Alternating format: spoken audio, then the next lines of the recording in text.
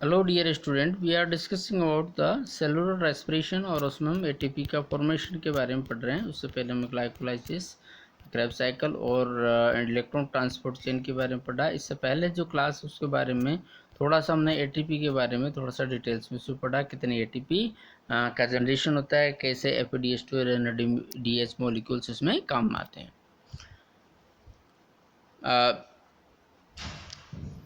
ATP को समझने से पहले सबसे पहले हम इंट्रोड्यूस करते हैं पीटर मिचेल को। इससे पहले वाली क्लास में भी हमने इसके बारे में थोड़ा सा बताया था। और पीटर मिचेल ने 1961 में कीमियो ऑस्मोटिक थ्योरी दी थी, और ये एक्चुअली बहुत ही सिंपल प्रकार की ऑस्मोसिस थ्योरी है। ऑस्मोसिस थ्योरी की तरह ये उसमें प्रोटॉन का मूवमेंट थ्रू एटीपीज जब एंजाइम्स के थ्रू होता है तो एटीपी का फॉर्मेशन उसमें होता है। तो बेसिकली कीमियो ऑस्मोटिक थ्योरी में क्या है, प्रोटॉन ग्रेडियंट का फॉर्मेशन होता है अक्रॉस द मेम्ब्रेन। तो it is universal mechanism of ATP production, इसलिए उनको नोबेल प्राइज़ दिया गया है। और इसको बहुत सारे पहले साइंटिस्ट ये मान रहे थे किस तरह से एटीपी का फॉर्मेशन होता है, कैसे नहीं होता है, उसको पूरी तरह से कोई थ्योरी इसको एक्सप्लेन नहीं कर पा रहे थे। कीमियो ऑस्मोटिक थ्योरी इसको पूरी तरीके से एक्सप्लेन करने में सक्षम रही, इसलिए उनको नोबेल प्राइज से नवाजा गया।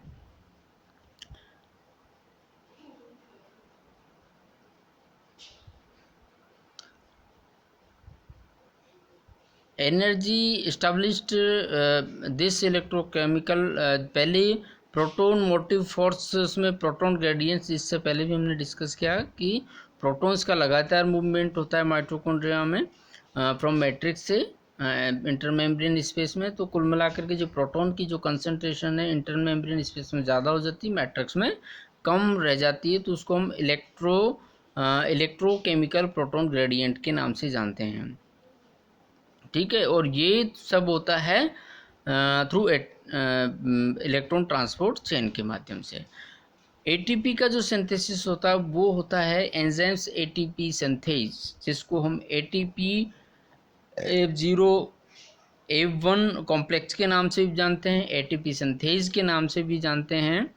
और इसकी स्ट्रक्चर अगर हम देखें तो ये इनर जो माइटोकॉन्ड्रिया स्पेस, माइटोकॉन्ड्रिया मेम्ब्रेन, उसमें ये लोकेटेड रहते हैं। और ज़्यादातर जो अगर आप देखेंगे यहाँ पर ये जैसे प्लस प्लस प्लस प्लस ये बन रहे हैं, तो बहुत सारे प्रोटॉन्स है इंटर मेम्ब्रेन स्पेस में। और यहाँ पर जो ये मेम्ब्रेन है, मेम्ब्रेन बहुत ही सेलेक्टिव परमिएबल है, इट कैन नॉट, तो ये प्रोटॉन्स जो इंटर मेम्ब्रेन स्पेस में एक्युमुलेटेड हो जाते हैं, they can not pass directly, ये किसी भी तरीके से अंदर ये मैट्रिक्स में नहीं जा सकते। इसके जाने का सिर्फ एक ही तरीका है, ज़्यादातर वो एटीपेज एंजाइम्स के थ्रू ये जा सकते हैं। तो एटीपेज एंजाइम्स, जैसे कि आपको किसी ने बता रखा है, एटीपेज एंजाइम के थ्रू जाते हैं, तब ये एटीपी फॉर्मेशन के काम में आते हैं, और इसी को हम कीमियो ऑस्मोटिक थ्योरी बोलते हैं।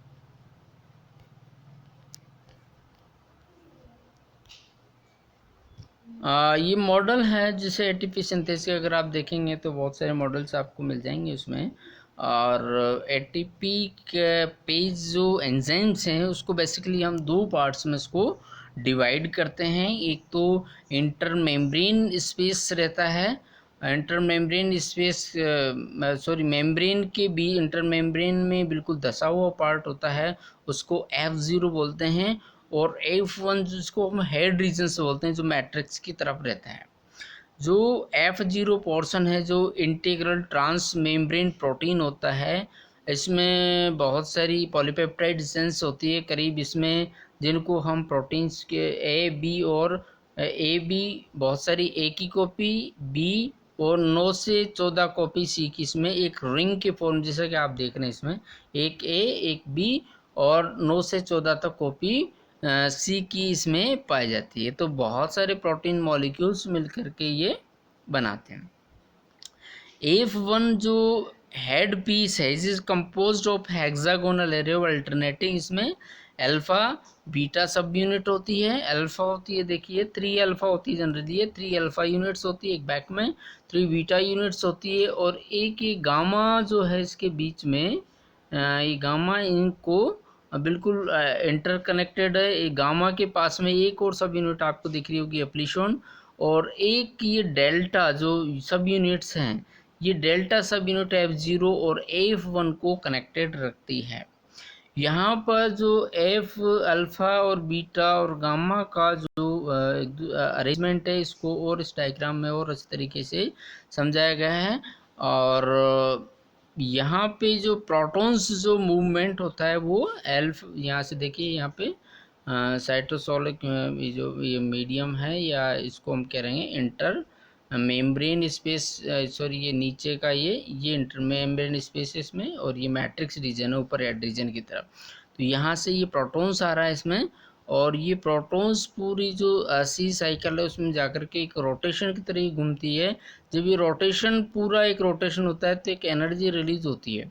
एनर्जी जब रिलीज होती है तो वहाँ पर ये जो बीटा सब यूनिट है उसमें भी इसका रिवर्स, जैसे मोटर चलती है मोटर की तरह ये घूमती है, राइट डायरेक्शन में घूमती है, तब इसमें बीटा जो सब यूनिट्स है या F1 सब यूनिट्स है, वहाँ पर एक एडीपी में एक फॉस्फेट मॉलिक्यूल्स को जोड़ने की एनर्जी वहाँ पर आ जाती है। तो एक एडीपी में एक फॉस्फेट मॉलिक्यूल्स को जोड़ दिया जाता है, जिससे एक एटीपी का फॉर्मेशन होता है।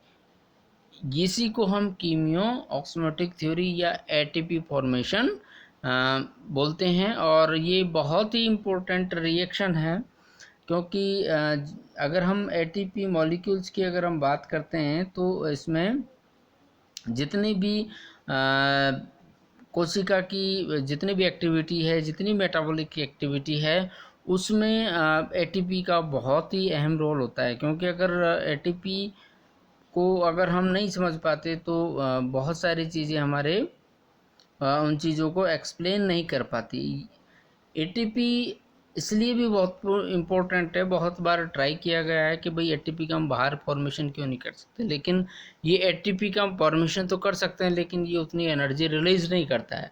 तो एटीपी क्या है, एक तरह से वो एनर्जी मॉलिक्यूल्स हैं जो सिर्फ बायोलॉजिकल एक्टिविटी को के अंदर ही ढंग से काम करता है, और वहीं पर ये एनर्जी को प्रोडक्शन करता है। क्योंकि बहुत सारी एटीपी मॉलिक्यूल्स तो जैसे वाटर में अगर आप डाल देंगे तो वो एक्टिव नहीं होगा, लेकिन वही एटीपी जब किसी बायोलॉजिकल ऑर्गन्स के अंदर, किसी बायोलॉजिकल जो सिस्टम है उसके अंदर जाती है, तब ये उसको एनर्जी के रूप में काम करती है। तो हमारी जितने भी जैसे सेल्स हैं, सेल्स के सेल ऑर्गेनल्स हैं, और जितने भी बायोलॉजिकल एक्टिविटीज़ है विद इन द सेल्स, बहुत सारे सेल ऑर्गेनल्स है, एक दूसरे का मूवमेंट होना है, एक आयंस का दूसरी आयंस की तरफ जाना, एक कोशिका से दूसरी तरफ जाना, एक ऑर्गन से दूसरी ऑर्गन में जाना। तो ये सारी की सारी जो एक्टिविटीज़ है, ये एनर्जी इनमें चाहिए होती है, और ये एनर्जी एटीपी के रूप में लेते हैं। इसलिए एटीपी के फॉर्मेशन को समझना और इसको एक्सप्लेन करना कीमियो ऑस्मोटिक थ्योरी ने बहुत इस तरह से एक्सप्लेन किया, और उसको बाद में बहुत सारे प्रूफ के द्वारा इसको बहुत सारे क्लू के द्वारा इसको आइडेंटिफाई भी किया गया, और ये वेल सेट थ्योरी है नाउ डेज। तो थैंक यू। आपको समझ में आ गया होगा एटीपी फॉर्मेशन किस तरह से होता है और इसमें क्या क्या चीज़ें इन्वॉल्व होती है। और इससे पहले कुछ अगर आप कुछ इसमें अगर वीडियो अगर यूट्यूब पर देखें एटीपी फॉर्मेशन के, तो आपके बहुत सारे अच्छे अच्छे वीडियो इसमें मिल जाएंगे। क्योंकि एक्चुअली इसको जब आप इसका वीडियो देखोगे तब आपको एक्चुअल प्रोसेस इसमें समझ में आती है। तो मैंने जैसे यूट्यूब पर देखे बहुत सारे इसमें वीडियो अवेलेबल हैं, और वो वीडियो बहुत ही खूबसूरत तरीके से ये एक्सप्लेन करने में सक्षम है कि किस तरह से प्रोटॉन ग्रेडियंट का फॉर्मेशन होता है, और उस प्रोटॉन ग्रेडियंट से किस तरह से एटीपी का फॉर्मेशन हो रहा है।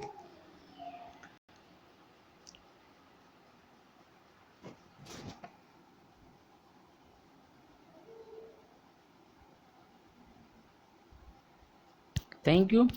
Next video we will discuss a new chapter.